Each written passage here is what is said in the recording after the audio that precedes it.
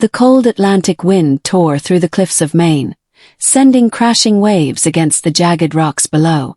The lighthouse that stood atop the precipice had guided ships safely through those treacherous waters for nearly a century. Known to the locals as Bracken Rock Light, it had gained a darker reputation in recent decades, one steeped in whispers, disappearances, and chilling superstitions. Tanner Bell, a former Coast Guard officer turned writer, had heard the stories growing up. His grandfather, Everett Bell, had manned Bracken Rock Light for almost 20 years until his sudden and mysterious disappearance in 1974.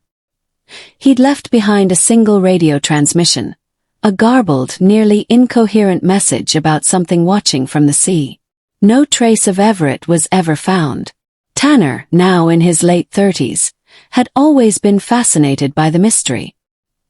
He had returned to his hometown of Bangor after years of drifting through odd jobs and unsuccessful books. This time, he was determined to uncover the truth about the lighthouse that had haunted his family for generations. He was given permission to stay at the now automated Bracken Rock Light for 1 month to conduct research and gather material for his book. The lighthouse, while no longer manned full-time, had a small living quarters maintained for preservationists and marine researchers. The Coast Guard checked it bi-weekly, and the solar-powered beacons still lit up each night, piercing the thick fog that rolled in from the Atlantic. From the moment Tanner stepped inside, he felt a peculiar heaviness. The walls, thick with salt and age, seemed to hum with a silent tension.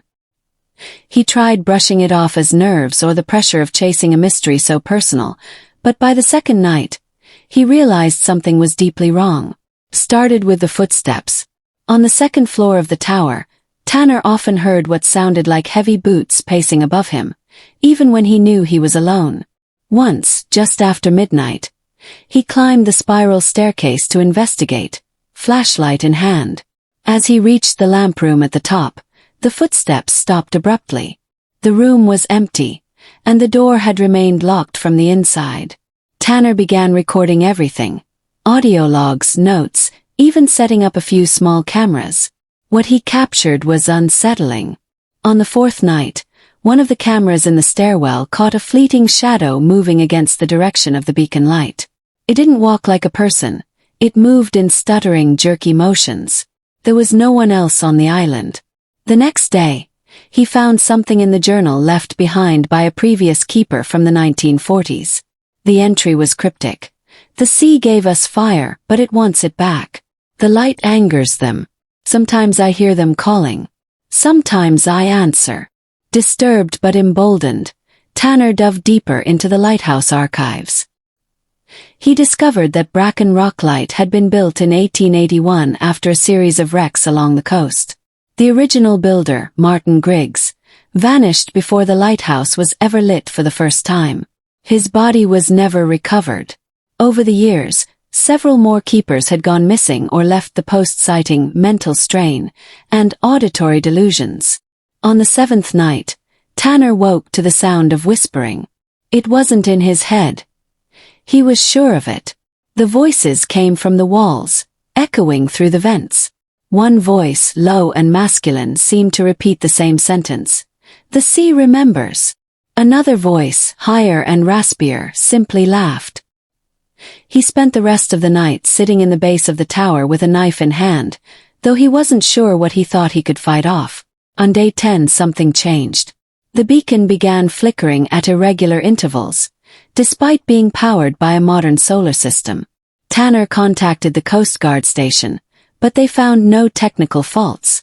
That night, the wind howled louder than ever, and the waves crashed violently as if something enormous was moving beneath them. In the early morning hours, he reviewed the night's recordings. One camera facing the rocky cliff had captured something impossible, an enormous, pale hand gripping the stone for a few seconds before sliding back into the sea. The fingers were elongated, webbed, and covered in seaweed.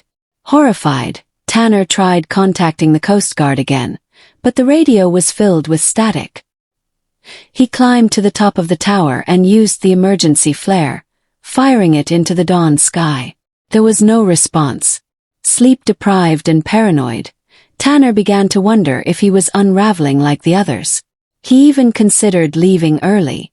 But then he remembered the last entry in his grandfather's log, recovered from the archives. "I see them now. In the foam. They are not men. The lighthouse cuts through them, but they don't stay gone." He decided to stay one more night, determined to see whatever it was with his own eyes. He positioned himself at the lamp room, surrounded by cameras and audio equipment. Midnight came and went. The fog grew impossibly thick, blanketing the tower like a wet shroud. Then came the knocking. 3 slow knocks against the heavy door at the base of the tower.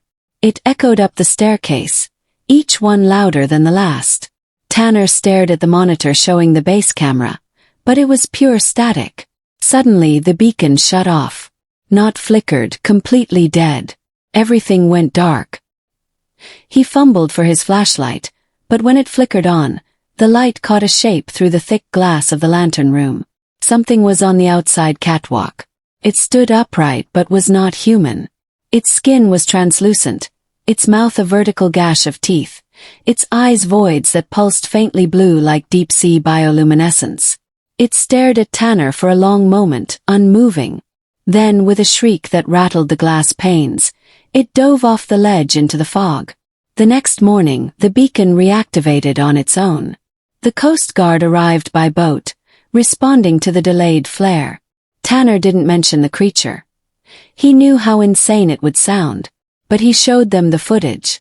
Strangely, none of it was there. The audio logs had been wiped, the video files corrupted.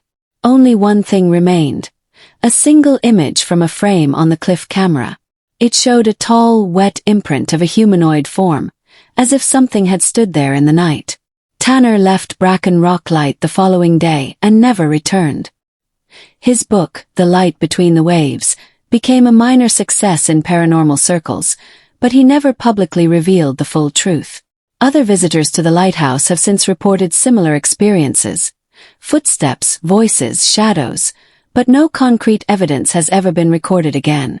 To this day, Bracken Rock Light continues to operate, guiding ships away from danger. But those who know the history understand that it's not just